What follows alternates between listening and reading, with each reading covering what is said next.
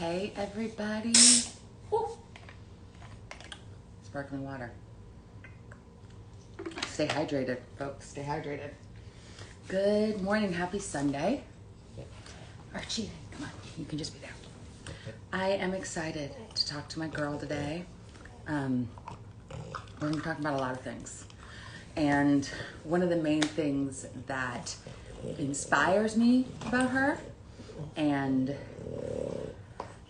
what else? Like, just makes her such a beautiful human, is her honesty and her authenticity. And you know, here at JAcques Talk, we are about authenticity and realness and love and all of those things. So she's going to join us, and if you don't know who I'm talking about my girl Madeline.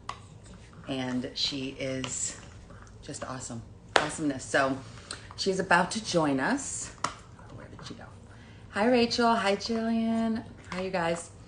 Let me get her on here and we will start this sucker. You hear like stuff in the background, that's a Frenchie on the ground. That is not my stomach or anything. Hi, beautiful. Hello. How are you? Good. I'm putting this against a plant, so I'm not sure if this is going to stay up or not. Hold on. I love it. Can you hear me okay? I can hear you great. Okay, perfect. Can you hear the dog okay? Who's just chomping on a bone in the corner? Oh, yeah. Actually, I can't hear the... He's like, I was like, it's either going to be eating a bone or barking. So yeah. I guess I'll just live with the bone. I tried to charge my phone before this. So if at any point I have to just turn it over, just know that's why I'm running low. Oh, how dare you? How dare you not come fully charged? Gosh. I plugged it in last night. And what I do is I think I plug it in, but I just stick it under my pillow. And so I'm getting charged. It's kind of annoying. I'm notorious for not charging my phone. So you're notorious for a lot of things on your phone. Voicemails, burn texts. I'm not all together with technology yet. It's okay. You know, sometimes I wish that I didn't have that anxiety of when somebody texts me to text right back. I'm wish I had that chill. It's okay. It's okay. I can text back later. But then it's on my mind. I'm no. Every so often to call people that I texted. Yep, it's been a while. I love you, man. Yeah, I think if you called me on the phone, I'd be worried something happened. I'd be wait, is there an what's going on? Is there an emergency? That's not why are you calling me? Quality about me. But I love you. I love you anyways. I know. I accept you for who you are. You know? I appreciate that. You know, right, Jillian? It's okay to disconnect. Good job. Well, I want to first start off by anybody that has never heard of JAcques Talk. This is just a conversation, and it's a conversation for people to witness and to learn more about us. And I believe that there are so many more through lines in us than divisive lines. And kind of it's just the only prerequisite is that you come in with love, which you always do. And that's kind of people's stuff. So if anybody has comments, feel it, put them in, but all from love, folks. Yeah. We don't support jerks. That's all. That's the only thing I don't support. Just jerks. You can have a differing opinion. Just don't be a jerk. Because good energy. Good energy. Good energy only. Yeah. So, you provide a really good space for that. So that's always good. Yeah. I'm you guys, we don't have to get along. Just be kind. Or just be silent. Those are two things that are just if you're not going to be kind, just be silent. Just watch. You don't have anything nice to say, don't say it at all. Exactly. Words of wisdom. Is that just pass everywhere. Do people still say that? Well, they should, because there's a lot of people saying a lot of things lately that are just, I'm shh, just be quiet. Not everybody needs to talk all the time. I say it to myself because I talk all the time. Yeah. And I'm not everybody needs to be talking daily out into public. So I want to start basically by you giving like just a brief overview of who you are for people that don't know who you are. I'm like, I know you're awesome. But like, what do you do? Where are you from? Okay. What are you about, Mad? Okay. Well, I just gave you a nickname. I'm like, hey, Mad. Okay, hey, go. I'm Mad and not Maddie, so I'll take Mad. Maddie, I don't like. I wouldn't do Maddie. So, just doesn't fit you. Just doesn't fit your vibe. No, doesn't fit my. Okay, so Madeline Edwards. I grew up in California, Santa Barbara. So hey, Cassidy. Hey. I actually know Cassidy through Stephanie, so that's Hey. for so much. So yes, grew up in California. Moved to Texas right before high school, and I have basically been in Texas up until 5 months ago when I moved here. I got married in January and then moved here in February, and or I guess it's been almost 6 months now. I was about to say, I'm like, let's do some math. I know. I was like, has it really been that long? Holy crap. But yeah, it's been a wild ride. I feel like Nashville has been super kind to me, especially being a newbie. I'm trying to think of my music history. So I grew up a jazz singer, jazz piano player, jazz everything. Like I can remember back to when I was 4 years old listening to Ella Fitzgerald and being like, yep, I don't know how I'm going to do it, but that's what I'm going to do for the rest of my life. Like the power of her voice moved me so much to decide, even before I knew I could sing, that I wanted to do music. And so I basically just kind of started doing music at that age. My mom put me and all 5 of my siblings, I'm the oldest of 5. We all were put in piano when we were about 4 or 5 years old. I remember doing singing when I was 4 and doing children's choir at church and doing all these like Santa Barbara children's choir and all this different stuff and singing with my brother. And yeah, when I was in high school, I just did like a talent show with the brother right under me, Micah, who's also an artist in Texas. And I just remember a talent show being the peak of like, oh yeah, I should be like doing this for my life, like forever. Right? I don't know how I'm gonna do this, but I'm gonna like make a career of this. Like this is exactly what I do. And so I formed a band with my brother called Laban, and we like did colleges and we did South by Southwest and we just kind of did all these things, and we were super young. Like I was 17, he was 15. And then we did that all through college, and we like had a massive dramatic band breakup because we have very different managing styles and all this different stuff. And then eventually like we both kind of went on our own solo way and we did solo careers. And so that's kind of where I'm at now, where I did my own self-produced soul jazz music. I was signed to a label for a little bit. We're going to get into that later, but that didn't work out. And now I'm just like kind of staying in this really fine line of being multi-genre and trying to blend genres, but also respect each genre for what it is. So like, for instance, with jazz, you know, I always have had this like little mix of jazz and indie or jazz and pop, but I wanted to make sure that it wasn't just like, you know, making a complete pop track, but just saying it's jazz because it has like a trumpet in the background.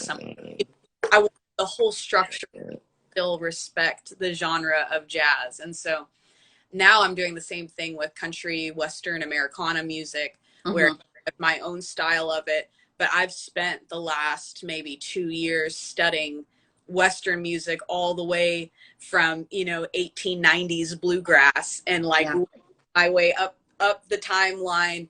And I still haven't even gotten to like Maren Morris, Florida Georgia Line music. I'm still back here at like, you know, 70s, 80s, even further back, like Ray Price and stuff like that. So I want to respect the genre enough to study it so that when people listen to it, they're taking the dog out. Go outside. Thank you for honor of. There we go. Sorry. I was like, he's gonna bark. These are so cool. Thank you for saying that. What was his name? Oh, Gil. Thank you for saying that. Yeah.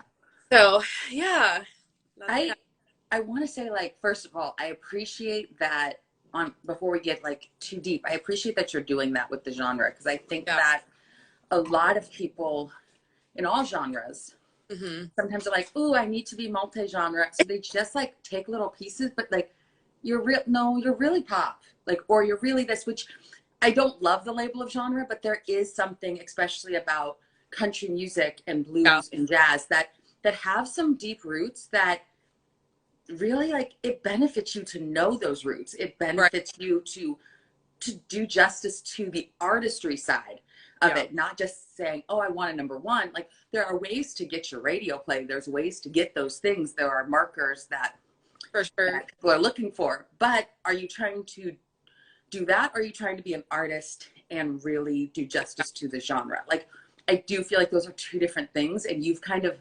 melded them, which is beautiful. Well, you've also I think sometimes genre hopping can be opportunistic a little bit. So people realize, you know, oh, country's really popular right now. I'm going to do country music. And so it's really kind of taking bits and pieces of country music, even though it's not a country sound, or you're not necessarily even a country artist, but you're just kind of like from it. And I'm not, I think the music industry and the entertainment industry in general is so opportunistic that I kind of have a problem with that sometimes. And so it will, you know, it's taken a long time. I'm going to be putting out my first single, and it's taken a long time for me to get there, because I wanted to like really pull from all of this, like Black Roots music, old music, old bluegrass music, because now I understand, like, when I hear something, I'm like, oh, wow, this sounds like this 60s steal from this song on this artist and all this different stuff, instead of just being like, oh, this is popular right now, so I'm gonna do country because it's popular. You know what I mean? Yeah, and making it sound like your own. Like, I have a single coming out in September that is purely pop. It's a pop song. Like, I'm a country artist, but I'm doing a pop song because I used to do pop. But then I'm going back into country. Those worlds are not necessarily combined for me, but I'm thoughtfully was like, no, this is not marketed as country. The song is just gonna be a pop song because I want to write a pop song, and I did pop for years. But my love and my roots are R&B and old school country. And I was raised by my grandmother and my great grandmother on like the Opry and like deep South music, deep Southern, like, so. Like, I'm always like, that's the stuff I love. Those are the lyrics I love. Not to like not that I hate new country. I love a lot of country, but I also am like, I love the roots of it. And I also am looking at what you're doing. I'm looking at artists and I'm like, oh, they see that this Black artist is doing this, so they're pulling that, and they're realizing that's getting you your TikTok streams, and that's getting you in this audience. Like, you can see what it's doing when you know the history of it. You can see what certain artists are doing. You can also see the people that are like just down with music and just like, I'm just going to do this music. And a lot of times their fame or their rise is because they're so authentic that like I'm so attracted to like authenticity. People that are just doing their own damn thing and loving it and not trying to necessarily play the game purposefully, you know, because the game's going to be there. The music industry is a game. It is. Authenticity is key these days, for sure. I feel like that will get artists farther than anything else. Like, from structuring a song to a perfect radio song, or, you know, whatever that looks like. I feel like if you're not authentic, an audience can see right through that. Or not authentic, I can also see it being one of those things where, you know, you have a song that is popular, but it ends up being popular on TikTok with a shelf life of like 1 to 2 weeks, and then Ongo, I don't know. This is a different culture that we're navigating, obviously. Everything is so temporary. And so I think if artists come out with really authentic music that's genuine to them, it will go a really long way, because right now things touch and go with how social media is, or just how our industry is in general. I think people are really craving something that will last, because you don't have too many things like that anymore. So that's truly true. And even when I first heard your voice like I'd heard little bits of you before, like randomly. I didn't know you. I didn't know who you were. So, but like Mickey posted you, and if you don't know Mickey Guyton, and I messaged her, and I was like, "Who is this lady? Where is she from? Like, what is it about?" Like, I was blowing her up. I was like, "We all need to write together." Like, like she probably was laughing. If people don't know me, I'm a texter, and I will just keep texting back. I'm the person that will text you 6 texts in a row. Yeah. That's just who I am. Okay. And so I was like asking her all of these things about you. And then I messaged you and I was like, we need to write. I was so enamored by not only your voice, but the authenticity in your voice. Like I could just tell. I'm like, oh, yeah, I like her. I'm friends with her. Like I'm like I like her. So I didn't know where you were. I didn't know where you were from. I knew nothing. And I was like, oh, I'm like, and not that I don't love people that are white. I do. I'm half white. But I was like, and she's not blonde hair. She doesn't have blue eyes. I'm like, I love this. I'm like, Nick, where is she? Like, where do we find her? How do we go get her? Let's get her. And let's catch her. Yeah. So just, I was fangirling. Mick can testify for that. Like, I was like, I just love you. I'm so thankful that she posted you. I'm so freaking thankful. Oh my gosh, I'm thankful she posted me. Like, I feel like I literally gained a whole new audience of people that had never known who I was before Mickey posted me. And it was really amazing timing too, which I'm sure she didn't even know that because she didn't know my story of I had just moved to Nashville and all this. That's how God works, though. That is how God works. I mean, that is the truth of the matter of the fact, or fact of the matter. But yeah, she posted that, and it was pretty soon after I had just moved to Nashville. And I feel like just after that one post, there was a bunch of Nashville people that were like, wait, are you from Nashville? When did you move here? What kind of music are you doing? And then it just kind of streamed this whole wave of just getting to work with new people I've never worked with or had never even heard of before, people I had heard of that I was like, oh crap, like this is awesome that you're reaching out to me. And I don't know, he's been so instrumental in my career here in Nashville, as I'm sure she has for a lot of, females here. She's been such a gift to us. I feel like she is a gift. She is a gift to the world. I would say, I'm like, you are an angel. Speaking about somebody who's very authentic about who she is, like she's her 100% of the time. She is, for sure. She's like, I'm thankful because I got to know you from that, Camille.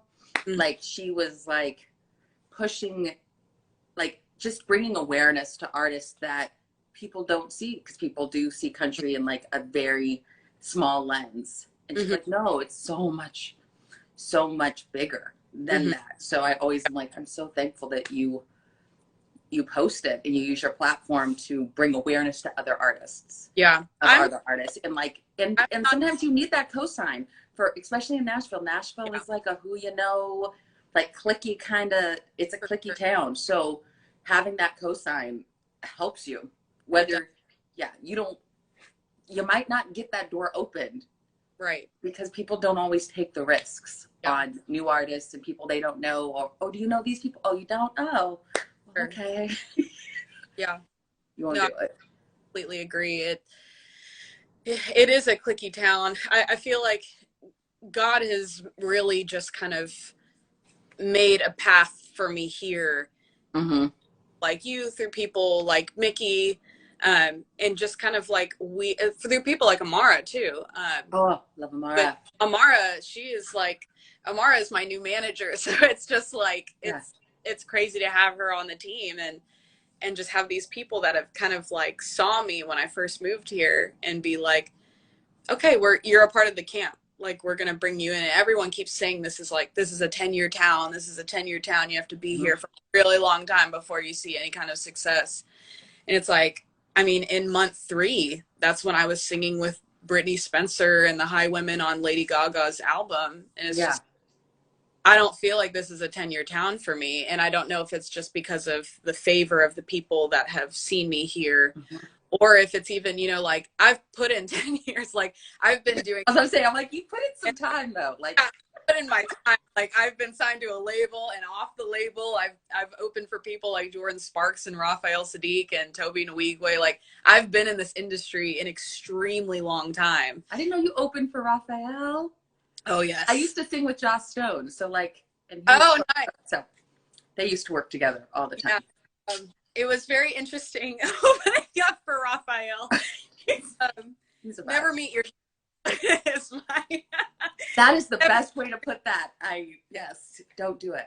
No, it'll ruin it sometimes, but yeah, it's been good here. I think I've been shown a lot of favor, so that's been good for sure. What I want to know, and I know a little bit, I want people to know, we are both Christian women. Mm-hmm.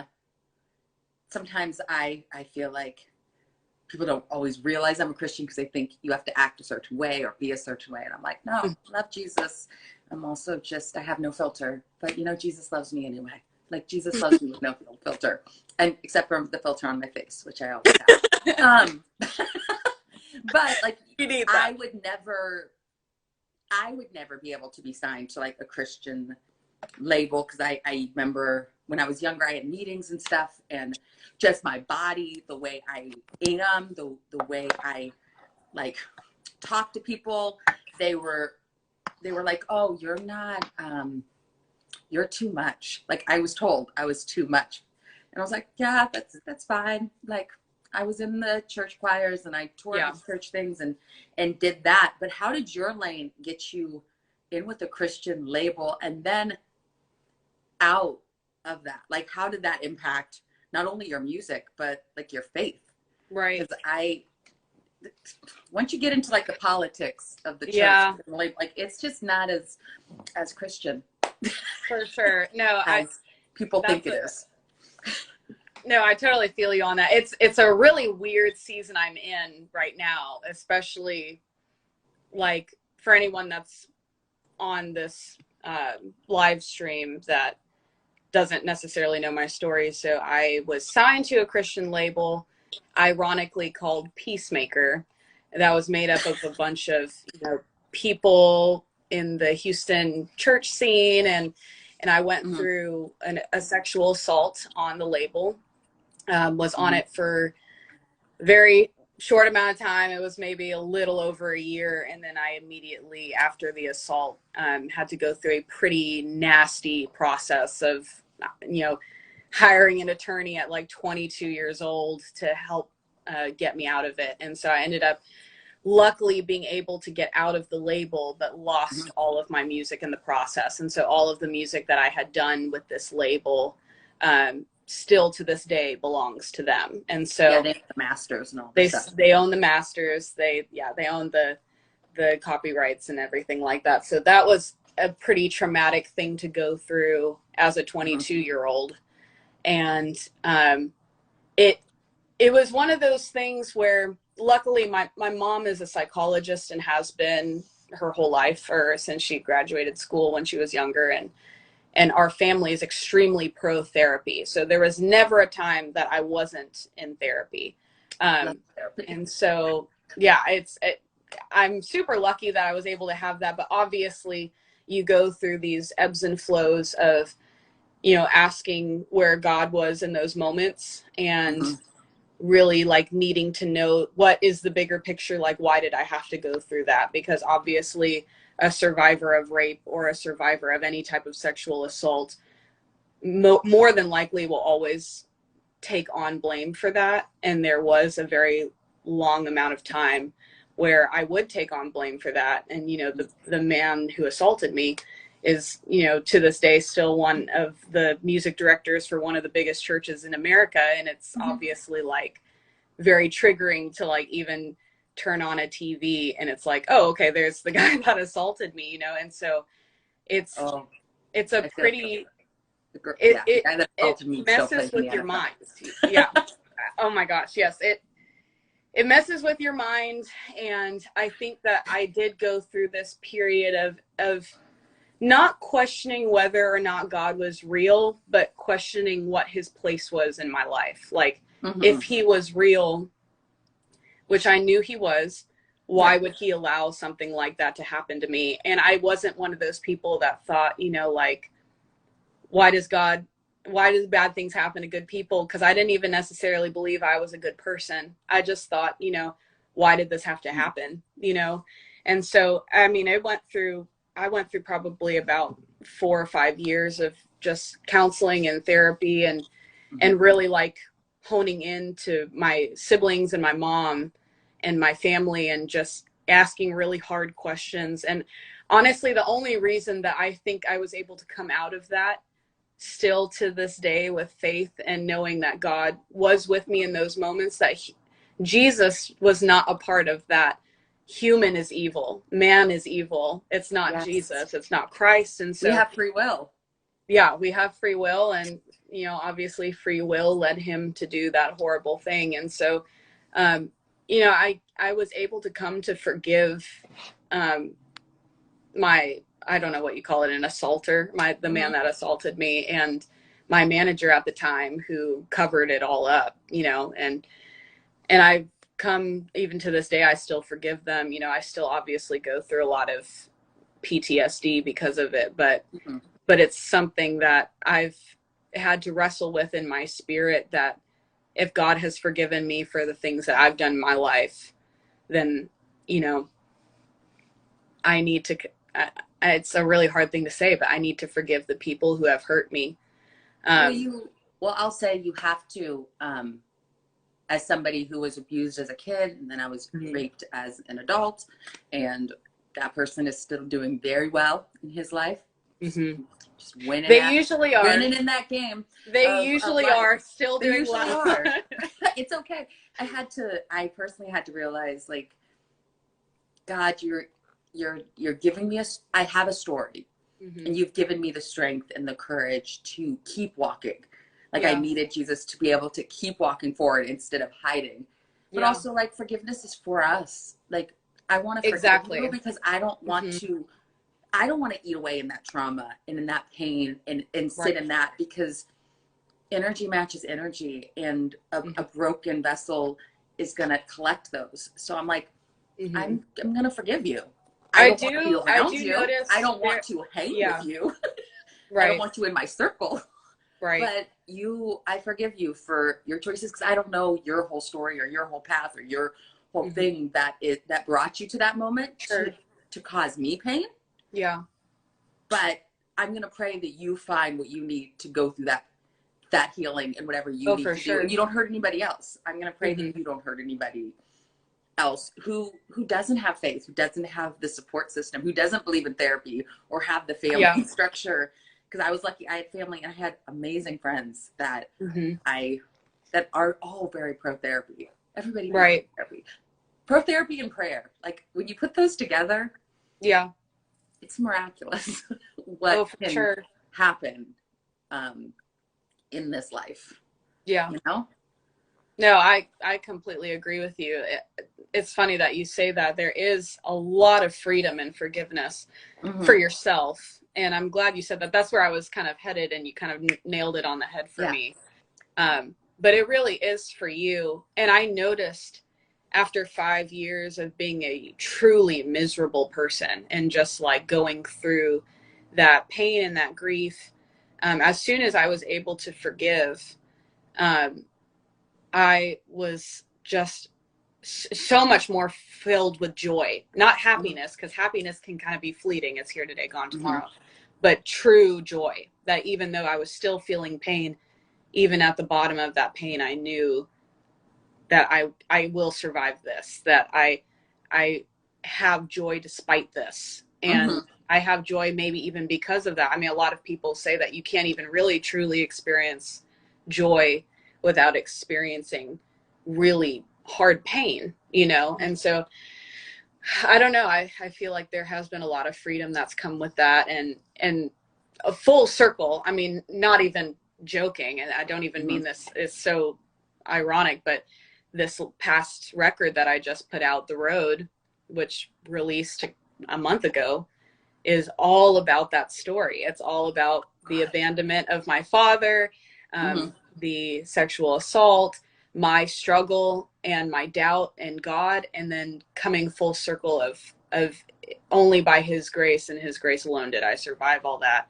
And so it's this very vulnerable, raw, honest picture of Christianity. It talks about like basically like cursing at God, which I mean, you see in the Bible time and time again, these people that just call out to God, they're cursing him. Like, why have you forsaken me? Why are you doing this to me? And his answer back of this back and forth dialogue between the creator and his creation. And it's beautiful. And I think that the road is supposed to, I don't listen to Christian music. I'll be the first to admit that I am not a huge fan of Christian music. And I was given the opportunity to record this record through City Church in Houston.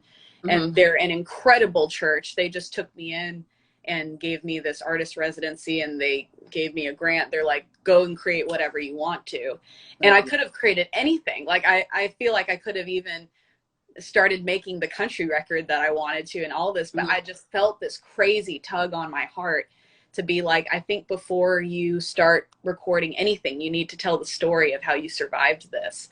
And the whole reason I survived this was because of Christ. And so that was what inspired the road.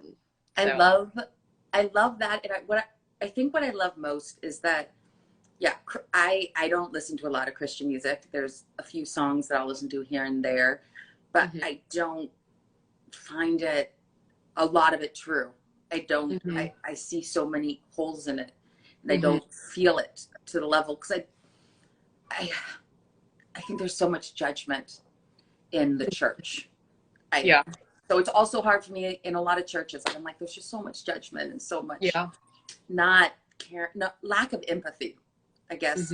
But you have to go through some crap a lot of times to gain empathy and to gain that knowledge and that love and be able to see the other side. You have to be able to have lived both sides. So what I love about what you did is the courage it took to create that, but the beauty in it, and also putting your mark in a genre that needs that truth. For like, sure. The truth that, like, yeah, you can be like, God, what the F? Like, God, sorry. Like, I don't, that, like, I've had many arguments. I have many arguments with God. I had an argument with God yesterday about, like, why you got my dad sick? Like, what's up? Like, what is all this? I don't need to be stronger. Like, why? And that, in that moment, I was like, you know what? He doesn't have control over everything, but he has control over my heart, and he has control over my outlook, and he has control over my peace, and I can control my peace by steeping in him and bringing that energy to this conversation. For sure. And that was beautiful for me to also realize, like, faith and Christianity isn't isn't one size fits all. But God fits all. You know what I mean? Like, we don't have to always be, oh, you have to be here, you have to go to church every Sunday, and you have to do this and this and this. Like, sometimes you're like, no, I just need to sit and talk to him. Oh, for sure. Look at the stories and look at the stories. Like I see God in your life. Like, I can look at your life and your story, and even you being in Nashville and us meeting and all that, and be like, yeah, that's God. Like, that's all orchestrated. Absolutely. Jesus. Like, it's all orchestrated by that. Now, what you do with those opportunities is different, but I think when you trust your heart, God rarely steers you the wrong way. You know what I mean? That's for sure my TED Talk. Yeah. My TED Talk. I've been through a lot of TED Talk. So where I want to bring it to is us meeting and kind of where country music, and not even music, where Nashville is, and where, like, our group of women is. People don't know this pandemic and what we've done has created a bond between a lot of women in the music and allies, because there's been a lot of racism and a lot of crap in Nashville, and I'm the first to call it all out, and that's my thing. There are artists that I don't support, because I'm like, I believe in doing work, and I believe in anti-racism, and I believe words matter. I believe they matter. But where do you not only fit in with this, but, like, how do you feel about having the Brittany Spencers, the Mickeys, the Cassidys, like the Cams, like all of us kind of on this side of the line. Like, yeah, the for sure. Like there's a line. There is a line here. There is a line. It's maybe something I was a little bit naive to before I moved to Nashville.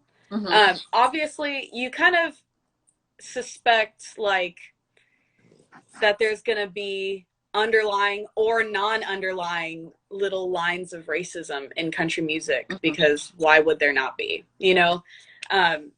And so I think maybe I just thought when I was still in Texas, like, it's not going to be as big of a deal as people think, and all this different stuff. And I came to Nashville, and I feel like it looks different than what I thought it was going to, but it's still there. And what I mean by that is, you know, you have labels. I mean, I've even heard this. I'm not even going to say which labels they are, but you have labels, you know, saying, you know, we're ready to sign one more.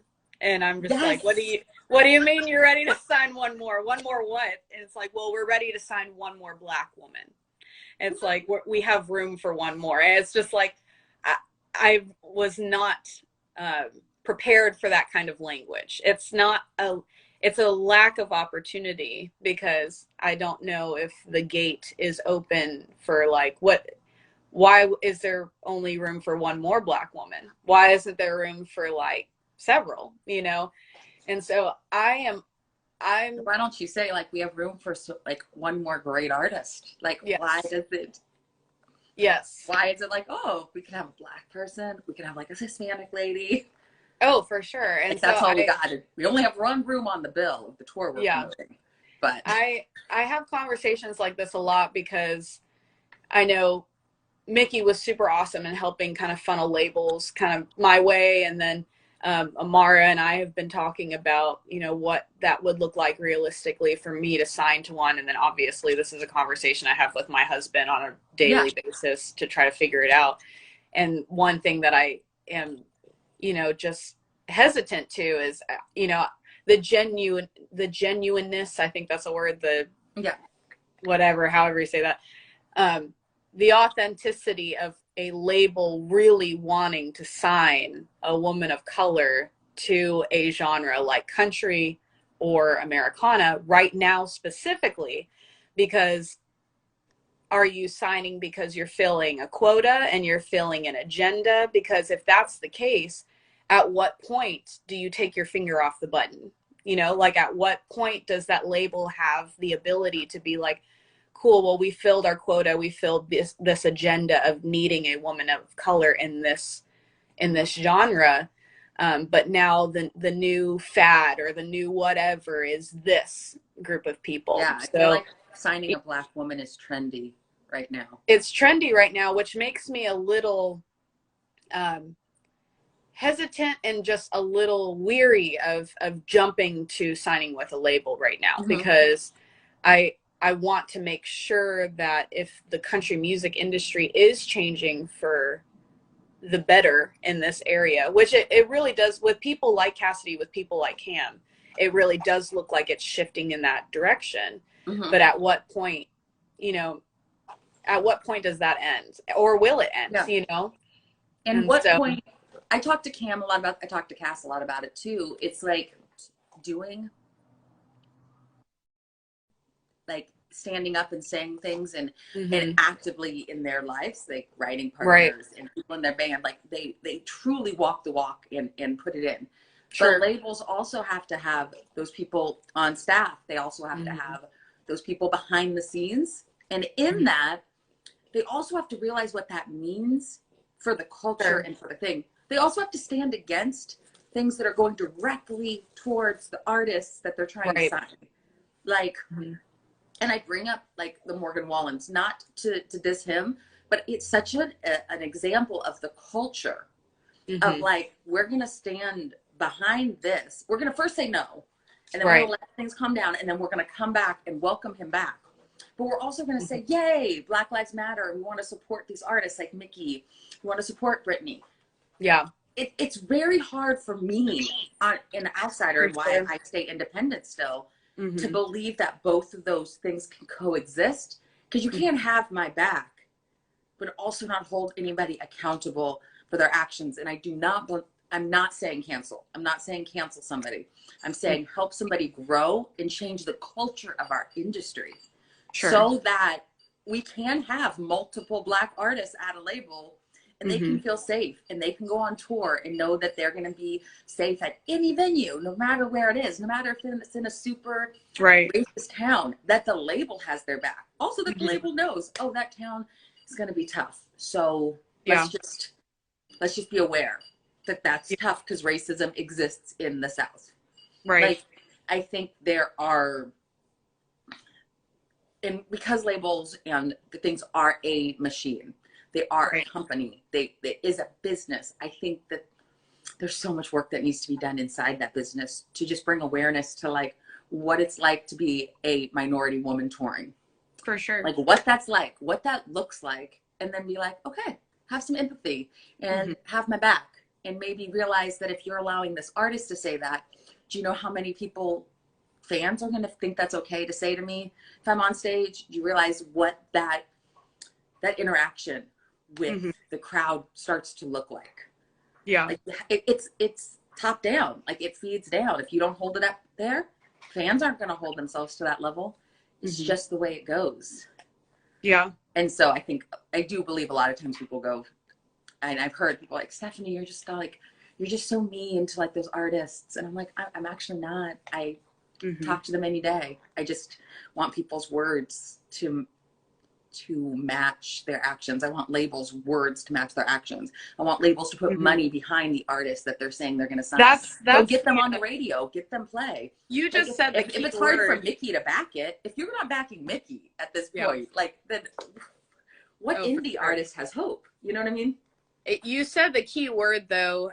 Money is always always has been and always will be a driving factor, I think. And so I think what I would like to see from the industry, whether it's, country or whatever, is when will your words stand behind this when you know that you might lose money from this, or, it might not be filling your pockets as much as the next guy that's like a typical white, cowboy artist or whatever. And I have nothing against anyone like that. I think I'm just provoking real change might take a loss. And I don't know if the labels are willing to take that loss right now. And I know right now is kind of a different time too, because labels are already taking a hit from COVID and not touring and all this different stuff. And so I don't know. It's just, this is a very interesting time. And I always feel like with heat applied, there's going to be some change. And so I'm curious to see what happens in the next, 2 to 3 years if what people are saying is actually going to stick, or if it was all to stick with the trend of promoting Black people and hiring Black people, kind of like what you said, in your song of, like, is my skin color a trend, Yeah. So, yeah, I feel that way so much. And if people don't know, I'm releasing a song that's a lot of the proceeds are going towards Black Lives Matter and to North Nashville Foundations and the Color Me Country Fund, because I believe money is so important to fund artists. Like we have to. Oh, absolutely. Like Black artists need the money. Fund. Like if you're not going to give them a budget, you could sign somebody, but if you're not giving them a quality advance, if you're not giving them a good deal, if you're not giving them part of their publishing, like you're really signing people to bad deals, but you're promoting it like we signed this artist. Like, what are you doing to help this artist have the hits that an FGL has? And not saying that FGL is not talented or whatever, but they got a lot of money behind them. Like you have to be able to funnel it in. And I don't want us to be hashtags. I don't want the Mickey, like the reason Mickey had to write a song like Black Like Me is because people weren't aware what it's like to be Black. Like you have to write about what you know. Sure. And I don't want us to have to keep saying it. But for now, we have to keep saying it because for some reason they're like, oh no, it's fine. But they're also like, we can benefit from you. Like if you listen to like the Walker Hayes and the people, like you listen to their music and they are benefiting from the culture of minorities in their music. They're benefiting from R&B. They're benefiting from blues. They're benefiting from old school roots country music, which is created by blacks and slaves. Like, you're benefiting from it. So acknowledge it. Acknowledge what this industry is and the roots of this industry, which is minorities. Right. And understand, like, yes, change takes a lot of time. It takes a lot of time to change things. But when there are huge moments where you can be like, I stand on this side of the line and I stand for these artists and I want these artists to be successful. And that might mean shelving this artist for a moment to put the money in this artist because this is this artist's time. You can do it. And I do believe if you're willing to lose some money for it, you will gain that money back. Because integrity lasts and people want that. And there's just not enough fans and stuff that know about the actual business. They don't know about the labels that are like, they don't know that stuff. Oh, they don't. But if you're in Nashville and you are an artist and you're a person, you do know. So you know what labels have our back. Yeah. Like, I know what labels have our back. I know what labels don't have our back. Right. And so I would rather know that all of them at least have my back. You might not want to sign me, but you'll sign my homegirl. Like, that's fine. Like, I feel like that's the only way to make it safe for younger artists. Like, if you're 18 moving to Nashville, I want you to have an opportunity. I want you to feel like I always say, like, Mickey, you can't hold them all. you can't do the ball unless you create a label and you create this, which I'm always like, Amara, can you create a label? But can you create a publishing house that has like decency? She needs to just start her own label, Mickey and Amara. Yeah, like we said, the Black Country Club, like, it just all needs to come.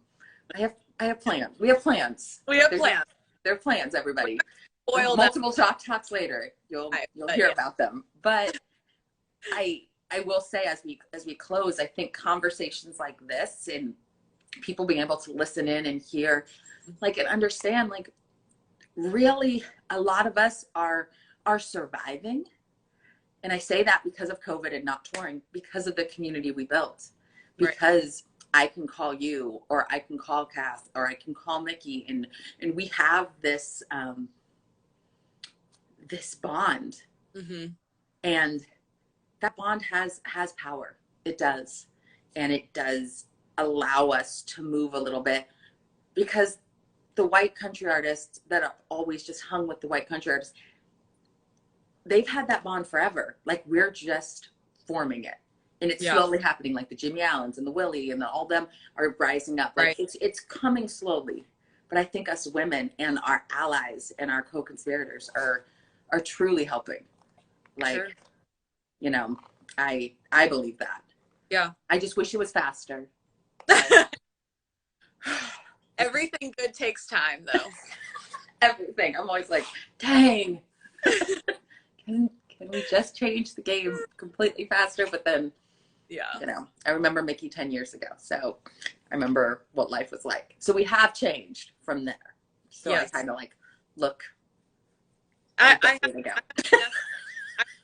the optimism of the direction of country music and us in that space. I think it's going to be really beautiful. I think it's going to be hard, but I think that's going to be what makes it so beautiful. I think it's going to be, I mean, the fact that it took Mickey 10 years and the fact that, you know, her 10-year journey has sparked all these different little artists and the, you know, me, the Tiaras, the, you know, Camille's, the Britneys, like, all of them are just, I mean, all of us have. It's so good. And if you guys haven't listened to all those people, like, you really should, because it's just so, there's some good music, and there's some meat to that music. There's just some, like, I'm excited about, like, your music. I'm excited about the music we're creating together. And I'm excited about the song I wrote with Cass that we premiered when we performed for the first time together. Yeah. Which was the first time we met in person. So I know. That's people so that hate on social media creates friendships. My first round. Stephanie is responsible for my first writers round in Nashville. I'm just saying that and putting it on record. I'm so glad. The one thing I like and I take pride in, and I'm never like, shy about it is like, I like to have good people around me. I like to have good people. I like to have talented people. Mm-hmm. I like to have kind people. And I feel that helped me so much in Nashville, that my tribe in Nashville is good. I have good people. And not everybody can say that. Like, I just know the people around me, they're not going to screw me. Yeah. And they're going to show up. Like, if I ask you to be on a show and you're around, like, you'll do it. And I want to be on a show with people that are talented, and like John Tucker, who's dude, but just a whole nother level of talent that I can't even, I don't even know if he realizes how talented he is. He it's produced insane. the song I'm releasing, the pop song, and I'm like, I just don't even know how to. Yeah. If you don't know who John Tucker is, like, you just, oh shit, I'm gonna tag him in here. Like, made me cry on stage.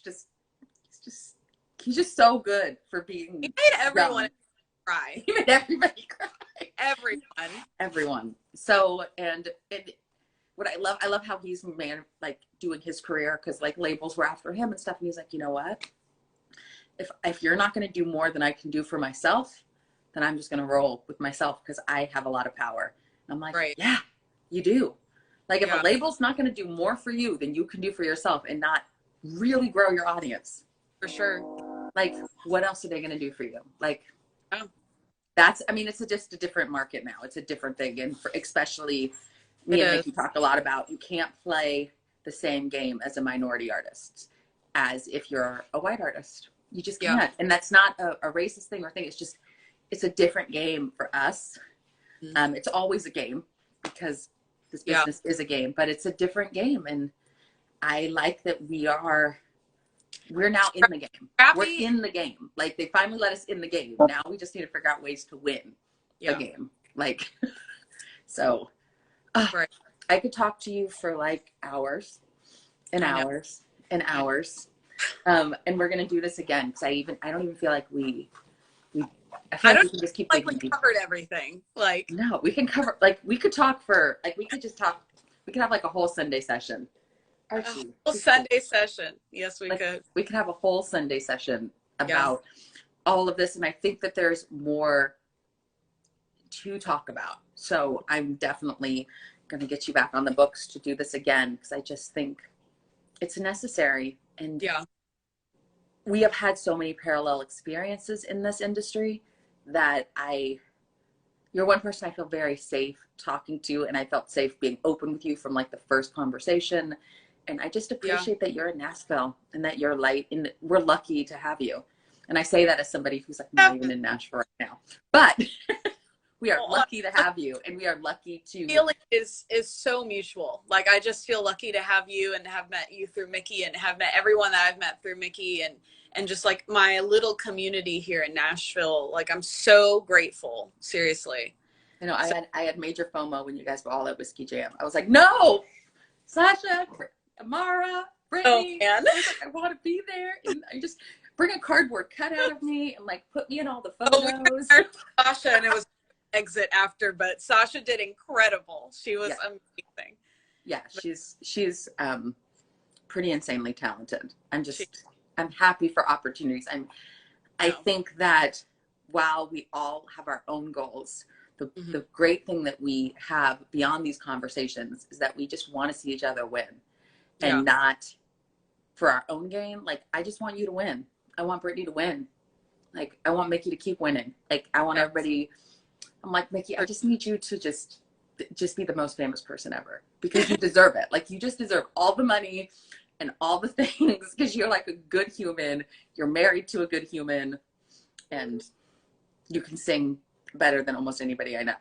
Oh gosh. You know. That's what I say. Yeah. Just doing one of these now. I like to make people blush and be crazy. So I'll fangirl away. I'll just have your poster on my wall. But I appreciate you, and thank you for coming for your first episode of JAcques Talk, and the first of many. You're a light, and that's what this is about. It's about talking and letting people witness the conversation. No, I would love to do it soon. We'll have to school notebook and be like, okay, it's been 5 minutes. This topic's over. On to the next one. Yeah, we're gonna have like a little like thing. A little bullet. We'll have a Mara watch. She can like let us know. Move on and like keep going here and keep going here. Comments like, okay, time to move on, ladies. Time to move on, and we will. And we're like okay, we'll go back. I truly. Oh, yeah, we'll get another one. You guys, you don't really know, but yeah, we will have another one like in the next few weeks because I'm always like, okay, I'll just talk to the same person over. I'm good. I'm good with it over and over. I've had like 5 with Cam, like 5. Didn't she already interview Madeline? Like, can we move on to the next person? I bet there's more. There's more. Madeline take 2. Madeline take 7. Like, so. Well, at least the next time we don't have to start with your backstory. Like, people watch this episode, and then we're just going to get right into the meat. Oh. The meat of that's perfect. This business of all the, of America. Meat of America. Meat of America. That sounds slightly dirty, but also awesome. Hashtag. That's a hashtag I can get behind. Yep. Meat of America. Meat of America. Putting it in right now. Yeah. Meat of America. Hashtag Meat of America. If you love this episode, just put that hashtag at the bottom and share away. Then we know you watched the whole thing. The whole thing. Oh, I love you too, Cass. You watched the whole thing? That's a good, that's why we love you, Pope. That's why we love you. I need to hit you up, girl. Yeah. I need to hit her up. Be like, hit her up. Go drink some tequila together for me. And then make me have more FOMO. Oh, Abe, I will totally post this. You are going to love it. And, hashtag Meat of America, Abe. And you need to meet this girl. Do you know Abe? Abe, do you know Madeline? Madeline, do you know Abe? You guys need to know each other. You guys need dope. Yes. And I think he lives near you. So I'm going to introduce you guys. You guys are going to be friends. He's my boy. That's my boy. I love it. I love it. All right. We'll do this. Let's please do this again soon. Yes, I'm about to text you and get another date on the books as soon as we hang up from this. So I love you guys. Love you guys. Thank you for tuning in. Thank you. Thank you. Thank you. Thank you. All right. I love you. Bye, everybody. See y'all. See ya.